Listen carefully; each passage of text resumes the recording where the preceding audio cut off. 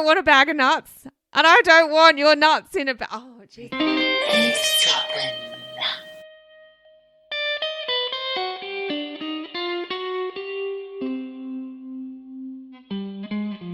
Hi, Michelle. Hi, Geordie. How does it feel to be 100? 101, you mean? Yeah, that's true. 101. Yep, 101 today. And actually, we've got a few more lovely messages from our late comers who wanted to say happy 101st episode. So here's a few little messages from some other eavesdroppers. In fact, we've got some messages from the lovely French contingent, which is Anna and Fran. So take it away, Fran.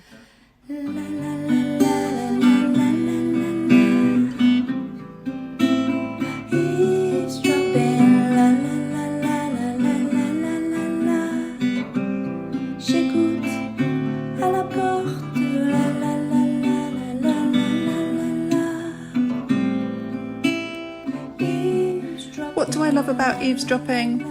Geordie, you've got a really quick wit, and I love your batshit funny voices and all those impersonations that you do, especially on the jingles. And Michelle, I love that whatever time zone you're in, it's cocktail hour. I don't know how you manage that, but I think it's genius. She's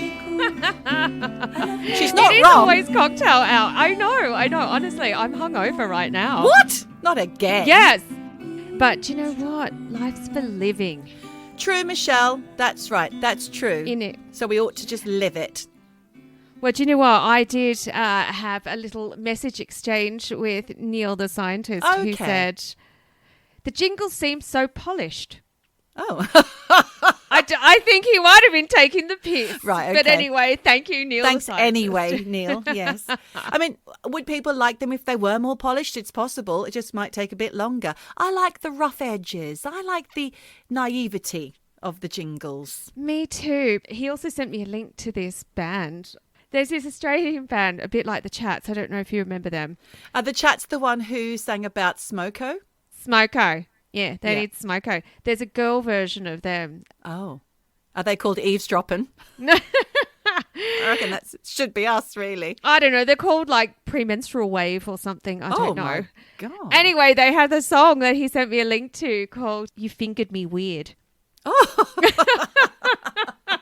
Sing about what you know, girls. Sing about what you know. Fair enough. Bring it to the table. Inspiration comes in all forms. It's lovely to talk about Australia. It sounds like you and I miss Australia terribly. I know I do. I haven't been there for about 5 years. But I've got some news from Down Under, Michelle, and I'm sure you've heard it. Yes, I know exactly what you're talking about because it was sending Australia into a massive buzz this week. Well, everybody's talking about it. Oh, in the UK too. Yeah. Should we reveal what we're talking about here? Well, I think everybody knows that we're going to be talking about the trial and subsequent guilty verdict of Chris Dawson, Yes. who was made famous from the Australian podcast Teacher's Pet by journalist Hedley Thomas. And they finally caught the killer of poor Lynette Dawson. It was her husband all along, as was speculated, 40 years later. Caught by a podcast.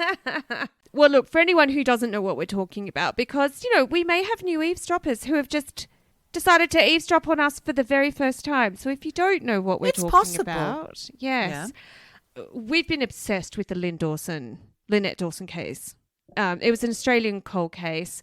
First hit the headlines, as you said, after the Australian newspaper did a podcast called Teacher's Pet, which not only exposed this pedophile ring by the PE teachers. So creepy. Yuck.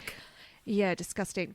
It also brought to light this whole bizarre case of Lynette Dawson, who in 1982 went missing without a trace. She left her husband and small children behind. And the husband, Chris Dawson, has insisted, as you said, for 40 years, she just upped and left.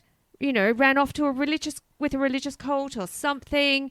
Which is why he moved his teenage babysitter in practically The next before day. she even went missing. Yeah, it's amazing that the power of a podcast can spark an investigation into this. And now, obviously, as we were talking about, he went to trial and he was found guilty of his wife's murder. He's 74 years old. Dude's got away with it for so long, you know? And I feel like it's not justice for his family because he won't reveal where the body is. How that family must be feeling, you know? Like they just want to put her to rest. Everybody believes her to be under the pool. And I still don't think that it was his hand. No, I think it was the brother. Um, Are we going to get in trouble? Are we going to get in trouble for that? I actually think he paid someone. But nevertheless, maybe more things will be revealed. Maybe we'll never know. That's the mystery of mysteries, Michelle. That's how mysteries work. Sometimes we'll just never know. We'll never know. Apparently, they've put him into isolation because they're worried for his well-being. Yeah. You know, Australian prisoners are notorious. I mean, everyone's seen Cell Block H. You're not safe. Yeah, that's You're true. not safe. What else has been happening, Michelle, in the world? I've been reading online. Well, that's good. Good for your eyes. Good for the brain. Can I just apologise to any eavesdroppers who ever see me and wave and I don't wave back? I literally don't see you. My eyes have become so bad. Are you getting people like waving at you in the street saying, "Hi, I love eavesdropping"? I don't get that. Yeah. I do. It's Michelle. It's Michelle from Eavesdroppin. I know. Oh, we love her. Don't think much of the other one. Where's she? Who cares? We all care, Geordie. We all care very much. But I've been reading, as I said. And look, you know that I get crazy if I start talking about privacy. Privacy, yeah. So obviously when I saw this story, I thought I need to tell Geordie about this. Because you use TikTok to create all our social media posts. Yes. Yeah. So there's a researcher in Vienna called Felix Kraus, and I think that's a fantastic name. But anyway, he published a report last week saying that he's discovered that when you download the TikTok app onto your phone, it, without your consent, without anything, it puts code in your phone.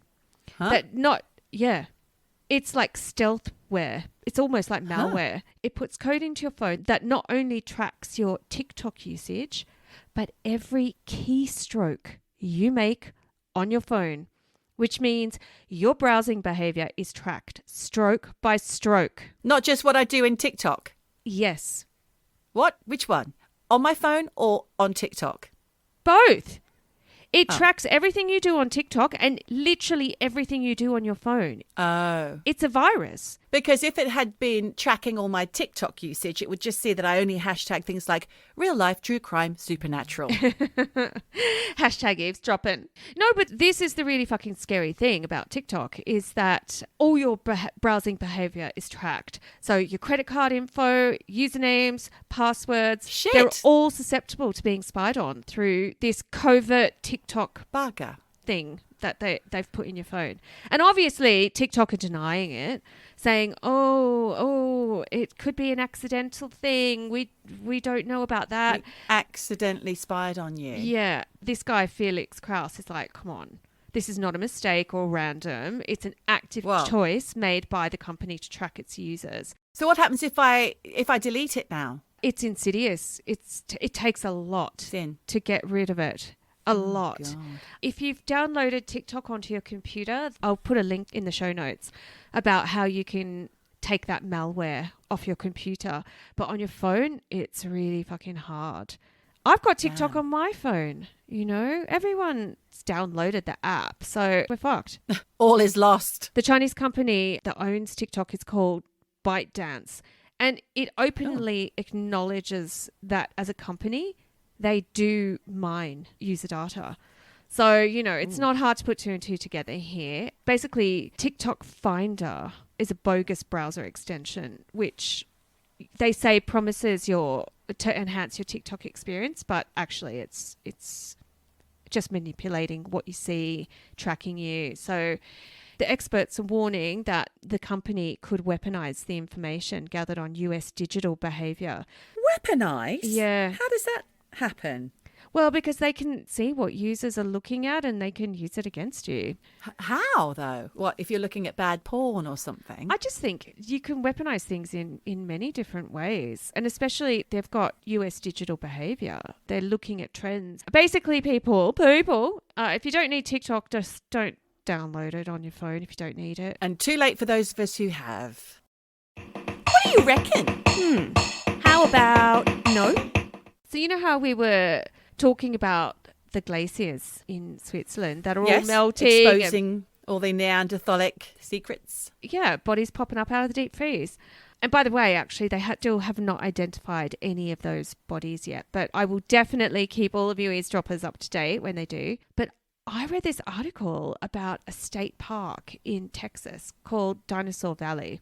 And it's called that because it's known for having dinosaur bones and remains found and whatever. Basically, they're going through a drought at the moment. And last week, the river that runs through the park dried up.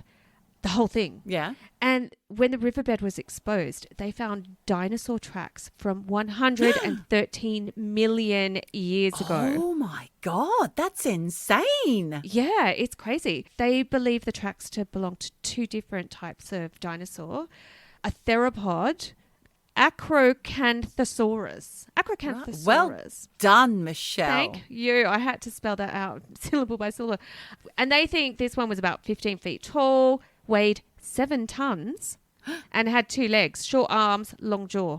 Oh, the old short arms, long jaw. It didn't work well for them, did it, in the end? No, well, they're gone. They're gone. It's all that's left is this big footprint. And the other one, they said, they think belongs to a Sauroposeidon dinosaur. They think that one stood 60 feet tall. Good gracious. Compare that to something. Is that like a double-story building? About 18, 19 metres. Okay. Still doesn't... I still can't imagine anything that's 20 metres, 19 metres long. Oh. I do know how long, 4 metres is in fabric, because I've been measuring fabric recently. Your husband's about 2 metres, right? Okay. So how many of him? 5? No. More than that. 10 of him. 9. 9 of him. Okay. 9 of him. So that's pretty tall. Okay. 9. I would hate to have 9 of him. 9 times the trouble. I'm joking. 9 times the love. Oh, well, that's interesting, Michelle. Wow, that's incredible. All this extreme weather is revealing all sorts of shit all over the world. So people, keep your eyes peeled. This is the second time I've used that phrase today. Keep your eyes peeled. It's not a very nice saying, is it? No, don't peel the eyes. Don't peel your the eyes. eyeballs. It's not nice. I guess what they mean is peel back the lids. Ooh, even that sounds bad. Oh, my God. No. Awkward. Orcs! So what are we talking about today, Michelle? We do have a subject matter, don't we? Yes, we do. And one of my favourite topics. Yep. Have a guess. It's aliens. I know what it is. I don't have to guess. I knew. But listen, Michelle, it's interesting to me that they are your favourite topic because with my research that I've done today, it's kind of thrown up a bit of a question about why do people believe in aliens? Why do they believe the stories that we hear of abduction and sightings? Well, not everyone believes. No, not everyone does. But why does a certain person believe in alien abduction as opposed to the people who really just don't? It's similar to, for example, the people who believe in certain conspiracy theories that are out there at the moment or in the past. Are you saying I'm prone to magical thinking? Well, I'm not sure. I mean, the jury's out on my side about whether or not aliens exist as well. I just think we have to have an open mind. I have not done a psychological deep dive into why people believe in aliens. But I do think that, it is so unlikely that we are the only living beings, sentient beings in this entire universe. I just think it's unlikely. And B, there have been so many people seeing something. Yeah. I don't know that it's just mass hysteria. We've talked about false memories and memory implanting and all that kind of stuff over the last 100 episodes. 101. Do I believe in aliens? Not 100% conclusively, but I love talking about them and I love the idea that they could be out there. I do love the stories and I love the conviction with which people vehemently so convinced that they've seen it. They all, and that famous phrase, I know what I saw. I know what I saw. And a lot of the abductees that I researched for this episode went to their deaths still believing that they had been abducted by aliens. I do not know how we missed this because, well, July this year marked the 75th anniversary of Roswell. Oh, Roswell. That's a great TV series from the 90s. Is it great? I never watched it. No, it was shit. Actually just really put me off. And the thing is, Yeah. I think that's probably why over the past 100 episodes, we've never really talked about Roswell. Possibly because of that TV series. I think so, because it's been so overhyped. And I do think that TV series could have been quite shit. And all of that, honestly, just kind of turned me off the whole Roswell thing. So I don't really know too much about Roswell, more than UFOs, alien autopsies. But then I did think maybe it's time we did take a brief look at it, considering it was 75 years ago. Okay, let's do that. Well, instead of going into the ins and outs of Roswell, I've just got a few tidbits for you, Geordie. Okay. A few titty bitties. I love it when you get your titbits out. Shout out your tidbits. I am first going to sum up Roswell a bit in a nutshell, just to give it all a little bit of context. People get it misconstrued with Area 51, which is in Nevada, and something totally different. Roswell, in fact, is in New Mexico, isn't it? It certainly is. And on July 8 in 1947, a newspaper in Roswell ran a story about the US military confirming that they had found broken bits of wreckage from a crashed, and I'm doing inverted commas here, flying disc that they had found in Roswell a few weeks earlier, is what they said. So a few weeks earlier, but people say it wasn't a few weeks. Now, the following day after the newspaper ran this article, the US Air Force ran a statement in the same paper saying that what they'd found was actually debris from a weather balloon, and that the wreckage was just metal and rubber, strips and foil and whatnot. But it was too late. The story had gone global and people latched onto it. There's this former NASA historian called Roger Launius, who reckons that the whole story was actually just a red herring to deflect attention away from Project Mogul. Have you heard about Project Mogul? Yes. Yep. Okay. It's a US military top secret project looking at high altitude reconnaissance air balloons, which were apparently twice as tall as the Statue of Liberty. Whoa. Which, when I looked that up, the Statue of Liberty is 93 meters high. How many paddies is that? A lot of fucking patties. But anyway, this balloon would have been fucking massive. And the reason they were being developed was so the US could spy on Soviet Russia's atomic bomb program. Honestly, the flaw in this is if you've got a big fucking massive balloon in the sky, you think Russia's not going to see that? Anyway, let's not forget, this is also 1947, right at the start of the Cold War. Yes, and at the end of World War II. Yes. I guess technology wasn't advanced. Maybe they really were looking at this whole weather balloon thing. I don't know. But either way, the cat was out of the bag, either for whether it was a weather balloon or it's aliens. And the thing is, the US military basically said in that newspaper article, it was aliens. And from there, it just went ballistic. And honestly, look at us. We're still talking about it 75 years later. Yeah. So it shows that something about this incident just caught on all around the world. So that's sort of Roswell in a nutshell. In a bag. In a nut bag? In a nut bag. Jesus.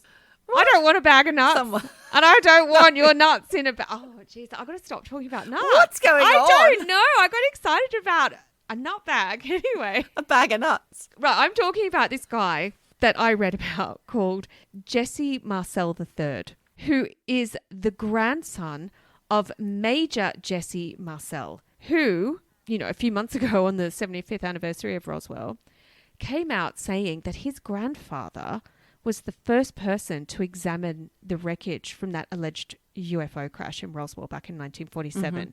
And that apparently, like you just said, he insisted right up until he passed away in 1986 that the whole thing was aliens and that it really was an extraterrestrial UFO that was found and that he had to cover it up. Right. Everyone who came out over the years who say they saw alien bodies were actually telling the truth. Oh my This is what God. the grandson is saying. And more than that, Jesse Marcel III reckons that there are still pieces of UFO wreckage from that crash landing out there in the New Mexico desert. Well, all we need is another extreme weather event to reveal all that, I'm sure. Really? And that's the thing, like bodies in the glacier, dinosaurs in Texas, riverbeds that are drying up. Wait till the aliens start revealing themselves from the ground up. Oh my God, that actually is terrifying. It turns out the granddad, Jesse Sr., was an intelligence officer for the US 509th Bomb Group, and he was sent to the scene of the crash in 47 to investigate it and bring whatever bits of wreckage he found back to the army base for analysis. Thing is, on the way back to the army base, he went home because he had all these bits of freaking UFO wreckage, and he's like, I'm going to show my son. So Right. Jesse Marcel II saw all this weird shit that he found, and he told his son at the time what he was looking at were pieces of a flying saucer. And apparently the grandson, Jesse Marcel III, said, and these are his words, my father was 11 or 12 at the time, and my grandfather came home at about 2 a.m. and woke him and my grandmother up and said, I want to show you something. And when they came out, they saw in the kitchen, just a bunch of junk all over the place. And my grandma was like, why'd you mess up my Well, you kitchen? clean that bloody mess. And then he says, my grandfather said, you guys look at this and see if you see anything that looks familiar to you, or if there are anything that looks like it fits together. And they apparently messed around with this stuff for a couple of hours, and they didn't see anything that resembled the technology of the time there, and Wow. nothing that could really Okay. fit together. Yeah. And his grandfather said at the time, this is a flying saucer. Then his family reckoned that Jesse Sr. then took all the bits back to the army base and was then ordered to cover the incident up and pretend the crash was a weather balloon. Full transparency, I did get this info from the Sun. So, Okay. you know. But they didn't make it up. They got it from somewhere as well. Well, they spoke to Jesse Marcel III because he Oh, did an okay. interview with them, and he told them that his grandfather would always tell him bits and pieces about the Roswell crash and then say that there was loads more to tell, but he wasn't allowed to reveal it. Oh. And what really went on. And he was always really careful about what he said to his son and his grandkids because he was worried that if he said the wrong thing, the family could become targets for revealing military secrets. Oh, okay. Yeah. Thing is, apparently there were 2 crash sites. One with all the wreckage and the other one was where the alien bodies were found, which allegedly the US government autopsies and conducted experiments on. But he apparently always insisted that the wreckage they found was from an alien aircraft or flying saucer. And apparently he'd always say to his kids and grandkids that while he directly did not see any alien bodies, he Yeah. said he knew first responders who did. Right. Oh, shit. He worked with them. They were all part of the military. Back to Jesse Marcel III.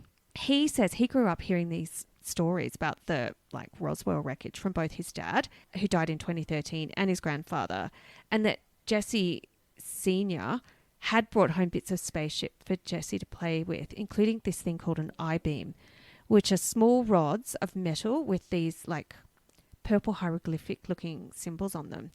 And both Jesse II and Jesse Sr. said the debris was made from metal that was as light as the foil in cigarette packets, yet you could not dent it. It was just unable Wow. to be dented.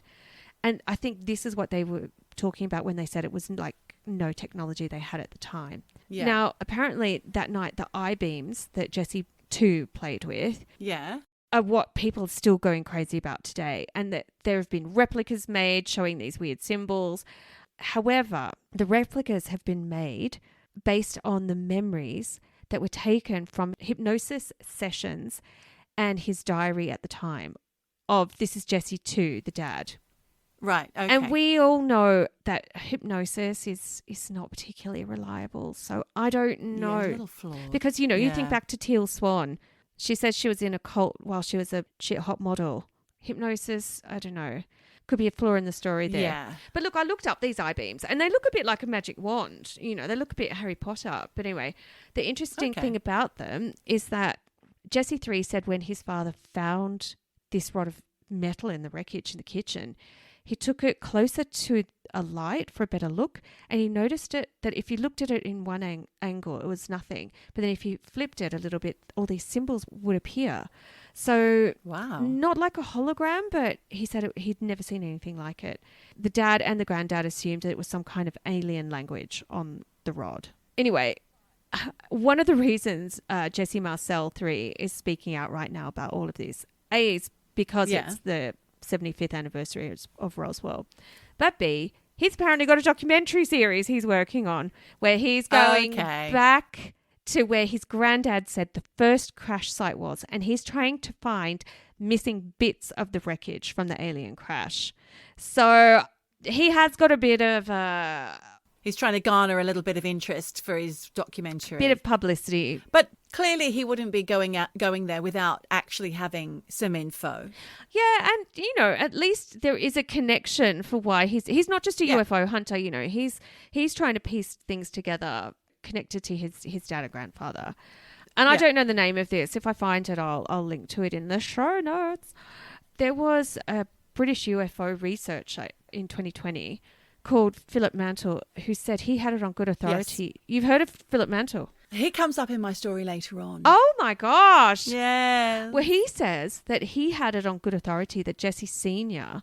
had kept 3 pieces. Who? Jesse Sr. Jesse Marcel Sr., like the original granddad. Yeah, the military man. He reckons Jesse Sr. kept 3 bits of this UFO from back in 1947 and stored them in a hot water heater at his home in Louisiana. And what happened to them? Well, Jesse III reckons his granddad didn't keep any of the bits. So how does Mantle know this then? Because Mantle says he's got it on good authority from someone who knows who knew the granddad. So it's a bit tenuous to me. Let's put a pin in Phillip Mantle because I've got a lot of questions about that guy. Interesting, because that seems like tenuous kind of. It's very tenuous, doesn't it? Like he just appeared in your story. Yeah. But I think I think we need to look more into Phillip Mantle, British UFO specialist. Right. And publisher. So Jesse III reckons his granddad didn't keep any of the stuff that was on the kitchen table, but he does think that he could have been given an I-beam from his granddad's seniors, Comanche Blanchard, who came to the house to play bridge apparently one night and had one of the I-beams with him, and that maybe he left it with the grandfather. I don't know. It's all a bit much. And the thing is, they're all getting a bit fast and loose, aren't they? These commanders and military men, and like throwing bits of metal here, there and everywhere and bringing I-beams home to muck around with during card games and whatnot. All a bit cavalier. It is. And the thing is that they can't even go back to the Louisiana house to look in this boiler because apparently it was destroyed in Katrina. So the house is gone. I mean, convenient obviously it's not convenient. What are you saying? That the aliens brought Katrina or the military cloud seeded? No. Convenient that Phillip Mantle talked about a house that's no longer there. That's what I mean. How would Phillip Mantle gain from saying that? Does he have another book out? Well, is he trying to push somebody else's documentary? I don't know. Or is it to just give himself validity and authority in his genre of study or whatever? Like, does he want to be known as like the leader in his field and I've got this exclusive info? I don't know. I mean, we may be talking about him in such kind of disdain, but actually he might be the Richard Attenborough.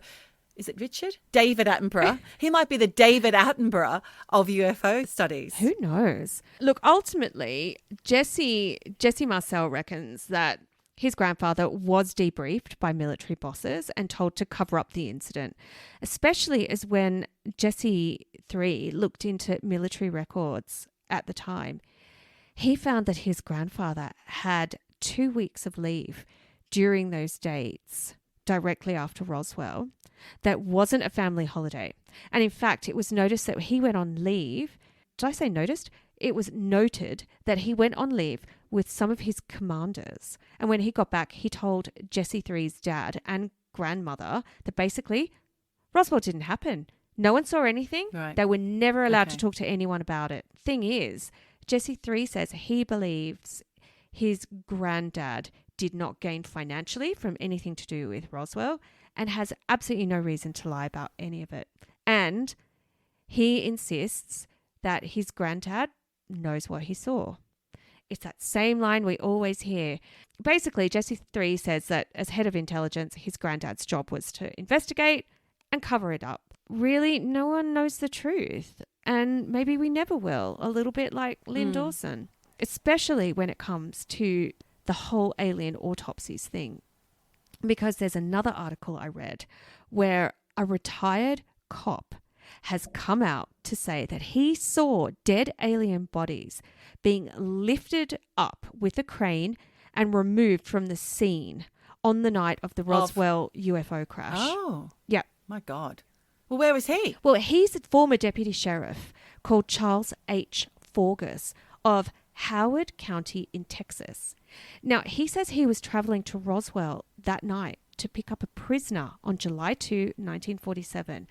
He heard on police radio there was a weird crash. There was so much commotion on the police radio that he was like, fuck, something big's happened. You better go there. Yeah, and he made a detour, and that's how he got the location. He didn't just drive past. He was just rubbernecking. And even though he was meant to be picking up a prisoner, he made a little detour to see what was going on at this Roswell crash site. And what he says he saw was 4 alien bodies with big eyes and brownish coloured skin being hauled away by the US military. Ew. I know.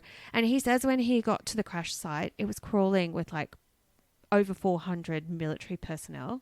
And when he tried to get a good look at what was going on, he and his police partner weren't allowed to get super close to the action. And in fact, the military were actively keeping people away. But he says he saw stuff.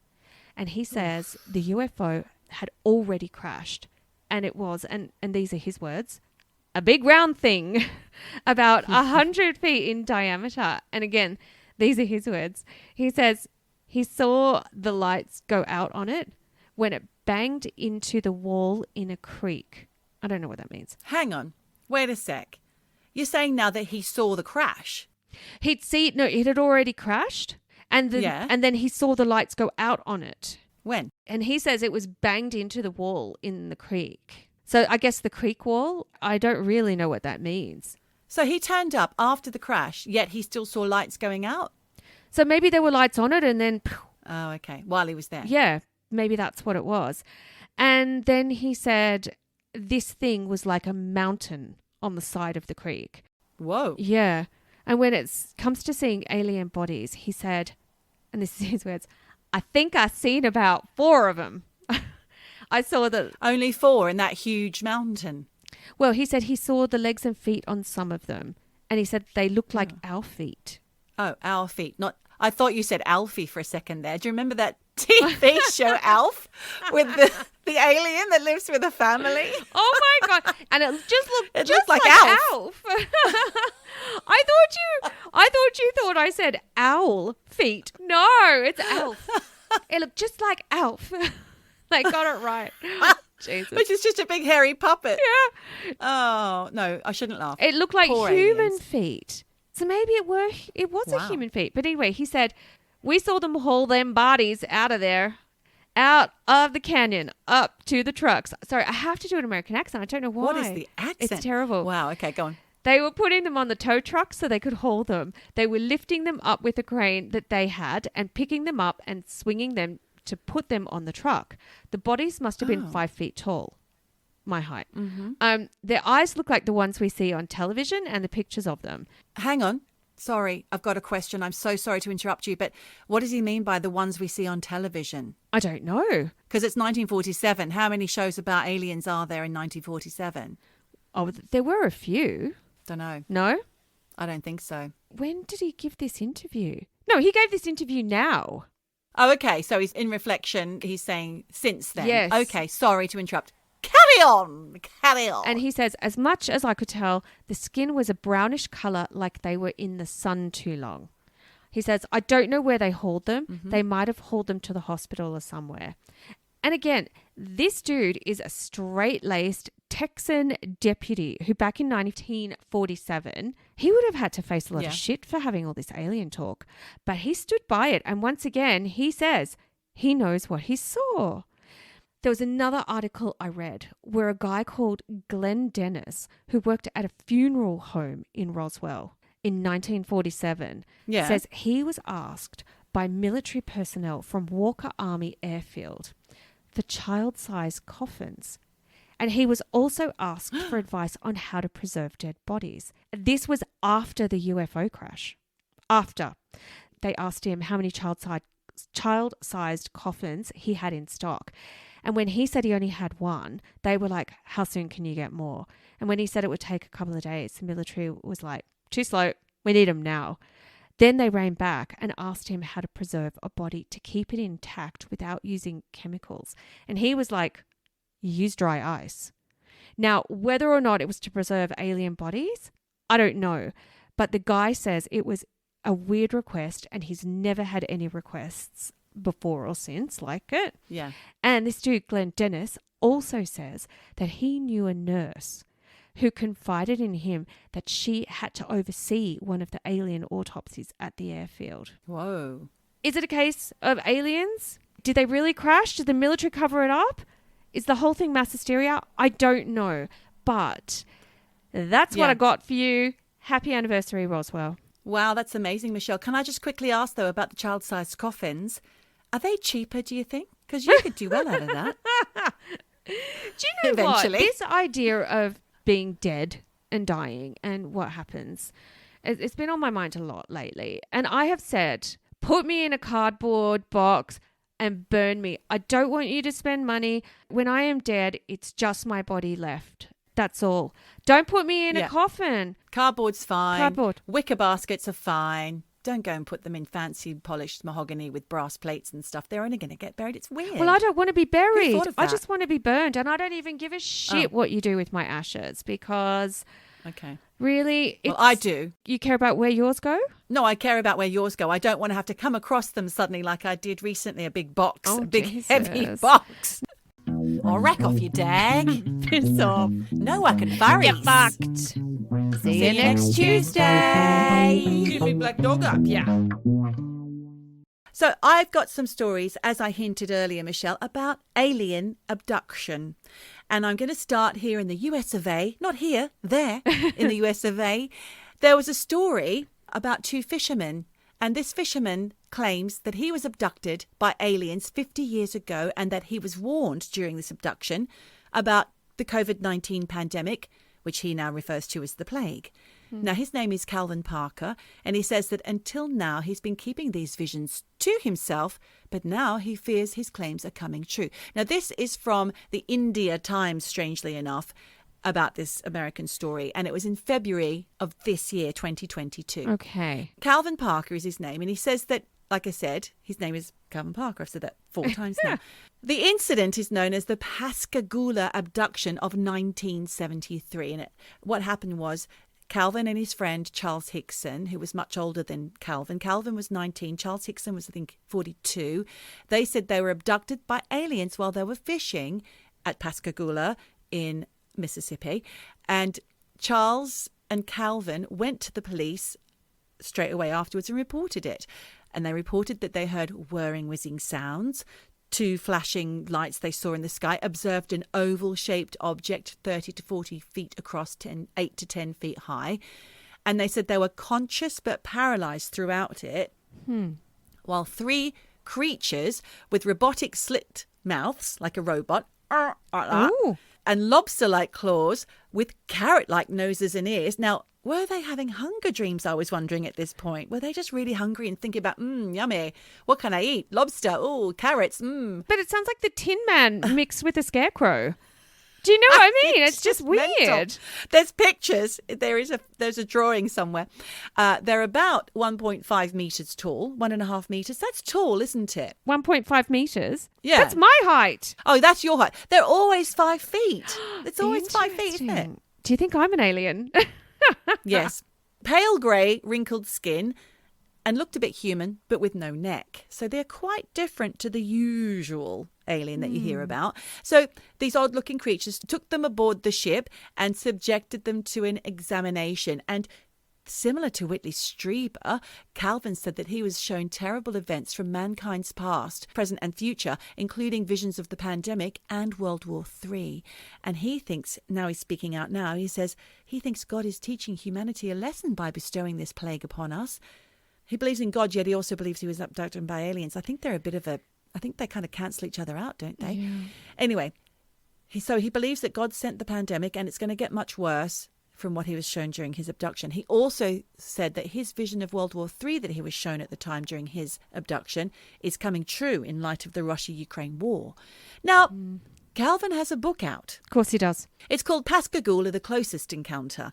And his publisher is none other, Michelle, than that person we put a pin in earlier, our British UFO specialist investigator, Mr. Phillip Mantle, Right. who I'm very interested about. Now, I was going to do some more research on him, and now I wish I had. But he says that Calvin's, because he's always the spokesperson, isn't he, Phillip Mantle? He's always speaking out for people. So just like he said that somebody had something in their washroom, an I-beam in their washroom, he now says that Calvin struggles with what he calls a curse. He feels that his experiences were a curse that were bestowed upon him, and he doesn't like to talk about it much. Really? Could have fooled me. He's got a book out. He's reluctant to discuss it, though. So Calvin says he had cancer, but he has recovered. And he said that he also had a near-death experience on board this spacecraft. He said that his blood had been drained and replaced with an unknown substance that probably caused his illness later on in life. Well, that could be easily tested. Just saying. Yeah. He also said he's had major health problems ever since, and that he's only now discussing it because he feels the world ought to know that there's something else out there. He feels like his time on Earth is coming to a close, and he just thinks that he wants to know, is there more? His friend in the experience, meanwhile, did die in 2011. Charles Hickson was 80 at the time when he died. He was 42 when the experience occurred. Yeah. And after the experience, he was very active in the UFO-related arenas of TV shows, conventions. But skeptics believe the whole thing was a hoax due to the changing elements of Charles Hickson's stories. So experts say it's possible that Hickson, in reflection, may have experienced a waking dream state, and that Calvin Parker's version backing up Hickson was probably through suggestibility. He was only 19. He had Hickson telling him all this stuff. You know, something queer did happen that night, obviously. I shouldn't say queer. I was going to say, two men on a boat trip. That was wrong. Calvin initially told police that he had passed out at the beginning of the incident and failed to regain consciousness until it was over. And this was backed up by Hickson. Right. So how come he's got all these memories suddenly? Well, maybe he's had some hypnotism. Oh, maybe he was under hypnosis at the time. Who knows? So we spoke earlier during your story, Michelle, about the psychological profiles of abductees. And you said you didn't do a deep dive. Well, neither did I. But I did touch lightly upon the subject and discovered that abductees have shown that in some cases, these people are more likely to dissociate. They're more prone to experiencing altered states of consciousness, such as out-of-body experiences or lost time. And they're more fantasy prone. And a combination of these things makes a person more susceptible to false memories that they feel are completely real, but still have never actually happened. Right. Yes, so there are people out there with these tendencies as perceived and tested by psychologists, I suppose. But it's terrifying because they really believe it. Shifting away from the psychology side of things, I did wonder, when was the first close encounter? And you've just talked about Roswell, and you've talked very much about a particular date in time. Well, 1947, in fact, according to history.com, where there's a timeline of alien activity, on this timeline, the first reported sighting of an alien ship, or UFO sighting, if you like, is in 1947, and it's not Roswell. Where is it? It doesn't say in my list. It is not necessarily at Roswell, but there's a businessman and aviator called Kenneth Arnold who saw a group of 9 objects speeding alongside him at several thousand miles per hour, which moved like saucers skipping on water, and that is how they got their name, Flying Saucers. Right. The same year was the Roswell wreckage. Obviously, lots of strange activity involving the US military, spy tech and operations that went on that year. Interesting. P.S. 50 years later, the military issued a statement admitting the Roswell wreckage was part of Project Mogul, which you spoke about. So that's only just come out 50 years later. But do we believe it? 20 years before. No, not necessarily. But in 1948, there was all the other projects were launched. You know, you had Mogul, that was happening in 47, at the beginning of the Cold War, the end of World War II. Then a year later, 1948, you've got Project Sign, Project Grudge, and Project Blue Book. All different versions of the same thing. Right. And we have gone into Blue Book before, and I'll put a link in the show notes for anyone who's interested in that app. So from 52 to 69, Blue Book compiled reports of more than 12,000 sightings or events overseen by, I think his name was Hynek, Dr. Robert Hynek, was that his name? Played by Aidan Gillen in the TV show. Let's just call him Aidan. Let's call him Aidan from now on. So, yeah. That happened. Then in the 50s and 60s, there were multiple UFO sightings reported around Area 51 in Nevada, which is a site used variously by different organizations such as the US Air Force, CIA, to test flights and experimental aircraft. That's what they say they're doing anyway. Or was it used to conduct experiments on extraterrestrial life and spacecraft? Now, did you hear recently, Michelle, that in 2019, there was this storming of Area 51? No. It was organised as a shit post. I don't know if you've heard of that, but No. It's this guy who looks like, what's the guy who says, Chrissy, wake up in Stranger Things? The chap with the long hair from the Hellfire Club, Eddie from Stranger Things. So this guy looks like Eddie from Stranger Things. His name's Marty Roberts, and he put something called a shit post up, which is just somewhere to put silly memes and stuff on one of the social medias. And he wanted to organise a Burning Man style music festival in the desert around Area 51 called Alien Fest. He got in this woman who was a cafe owner from nearby Rachel, Nevada, population of 54 people. She put loads and loads of money into this festival. Oh, and God. just before it happened, he pulled out No. and they went somewhere else. Yeah, Las Vegas instead. And God knows what happened to the poor cafe owner. But anyway, I digress. Going back to humans being abducted, which is really my area of interest for this episode. The most famously reported early incident was in 1961, and we've discussed this before, the Zeta Reticuli incident, which is Betty and Barney Hill. I love that because it does sound like a skin condition. It's an actual star system in our galaxy. Yeah. Neil the scientist will know that. Yeah. And that's where she pinpointed she was, Betty. But that was only after. It took them 2 years to come to understand exactly what happened to them through hypnosis, right? But they did, admittedly, on the days after the incident occurred to them in 1961, report the incident of seeing and being chased by an unfamiliar craft and witnessing humanoids, plus missing time. And they reported all this to the military. It was taken seriously, and there were many interviews with the Hills, but they didn't, like I say, go public for 2 years because bits of clues were coming together, like their clothing was ripped. There was weird powder on her dress. There was marks on the car that when they went near it with a compass, it would go mad. He had ulcer conditions. She had nightmares recurring. Awful. He felt there was something wrong with his genitalia, but when he looked, there was nothing there. Oh, God. I mean, nutbags. I'm not going to talk about them today, but it was only after the hypnotism session with a psychiatrist and neurologist called Benjamin Simon that their true story came tumbling out, and it's wild. So you think that's the first one, but actually before that there was Adamski and a guy called Antonio Vilas Boas. Okay. I'm going to quickly run down about Adamski because I don't want to talk about him today, and I think we've discussed him before.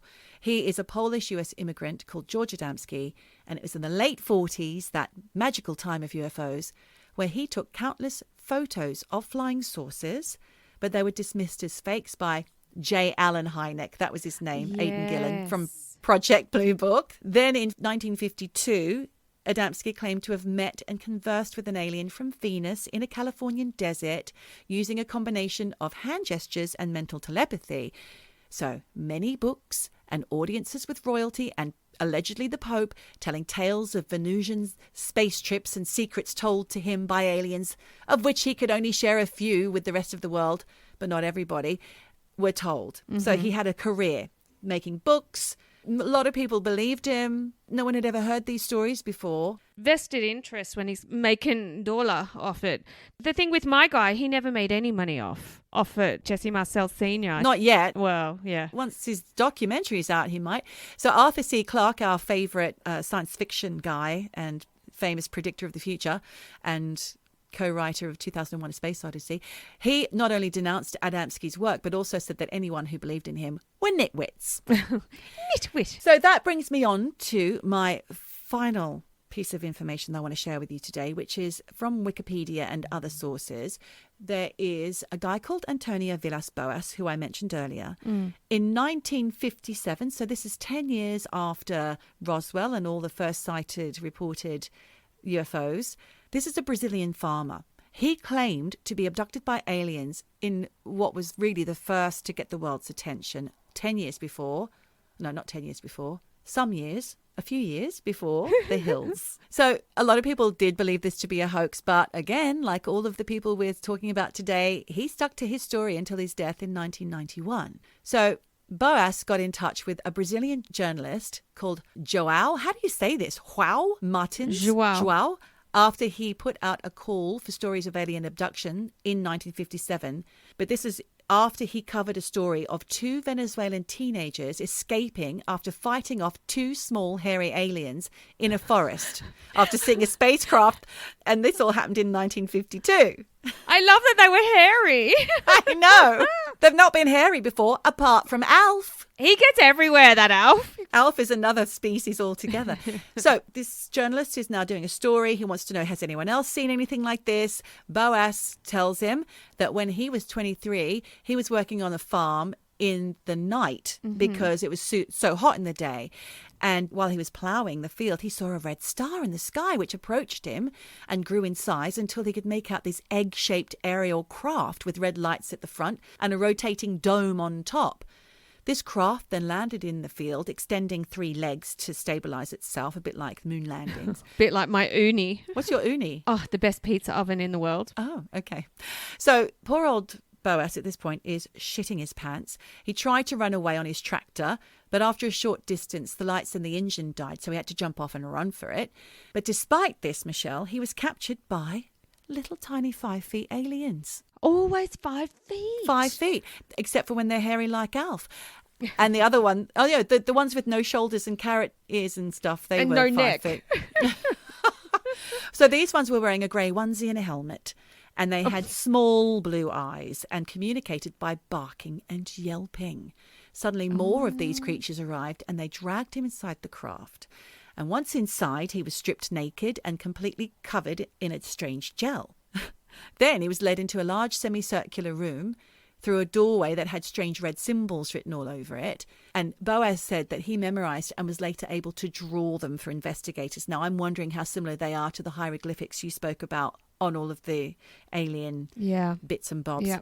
So at this point, aliens took samples of blood from Boas's chin and then took him to a third room and left him here for about half an hour. So during this time, some kind of gas was pumped into the room, which made him really sick. And then shortly after this, so basically I think they were just purging him, because shortly after this, he was joined in the room by another humanoid, but this one was more attractive and appeared to be female. And she was still 5 feet, but she had a small pointed chin and large blue cat-like eyes. She had long white hair, but her underarms and pubic hair were bright red. Well, why was he looking at her pubes? Because she was naked. Was she naked? Yes. And then they went and had sex. Oh my God, alien sex. Do you know what? I feel like I've heard this before. It's very famous. So they had sex, and then he did remember that during the time she didn't ever kiss him, but she did nip him on the chin. So the chin seems to be quite an exciting place for these aliens. So when it was all over, she smiled at Boas, rubbed her belly and gestured up to the heavens, which Boas believed meant she was going to have a baby and raise the child in space. He also noted that she seemed to be relieved when the deed was done, leaving him feeling very used. And that like he was being used just for his services to alien kind. And this made him a little bit angry. He thought, you've just stolen my sperm. Exactly. Used and abused to me. But at least they had the decency at this point to give him back his clothes and a little tour around the spaceship. And bus money home. But before that happened, just like any visitor to Buckingham Palace, he attempted to take a device like a clock to prove he was there, but they found out and they took it back. So he had no proof. The creatures then let him off, and he watched the ship take off before realising that 4 hours had passed. All that in only 4 hours. I know, gosh, whirlwind. So after relaying this story to the journalist and then being examined by doctors, they believed it to be a hoax. But the doctor did notice signs that Boas had radiation sickness, such as nausea and bruising. He had burning sensations in the eye and skin that was painful to the touch. So did it happen? Did it happen? Well, something happened. He later became a lawyer and, like I said, absolutely never swayed from his story till the day he died. So that sounds quite far-fetched. Basically, sex with a hot alien. Yeah. It sounds like every dude's sci-fi fantasy, but it is interesting that he's never come out before he died. He's never come out. No, that he never came out to say, yeah, I just fucking made that up. Do you know what I mean? Like, yeah. Or do you believe the lie so much that you make it into your truth? Yeah. I don't know. Or do you feel like you've painted yourself into a corner where you're like, I have to just keep going with this. I have to just run with this lie. Or did it happen? I guess neither of us will ever know, Michelle, nor any of our eavesdroppers, until the day it happens to us or it's on the news. You want to have sex with an alien? No, not sex. God. No, until the day we see something bizarre that we can't explain. By that, I mean nothing like a flying, not a flying saucer, a star, like a shooting star, more like something bizarre drawing shapes in the sky. I mean, there was something that happened during Roswell. Was it Roswell or Area 51? Where they were apparently loads of mechanical looking bodies falling from the sky. But that was actually part of the experiment that the US military were doing. There were these dummies covered in this latex skin, and they were trying to see, what damage would be done to soldiers if they had dropped from a certain height. But why would they go to the trouble of building an aluminium style dummy and then cover it in this thin latex style skin? It's weird. Yeah, but a lot of that shit doesn't add up. Like, the military were doing all sorts of fucked up things. We'll never get to the bottom of it. And even though a lot of those redacted files have now been declassified, I still don't necessarily believe that shit's the truth. I don't put any stock in the fact that those documents are truthful. Yeah. Even though they were redacted and now available. I think it's one of those things, like, and we've said it 1,000 times this episode, we don't know, we'll probably never know. No, we won't. And people like Bob Lazar, who apparently did work on Area 51 and various other reverse engineering things, who have come out and whistleblown. If it was true, Bob, sorry, but he's been completely denounced. Discredited, exactly. I love the idea of aliens.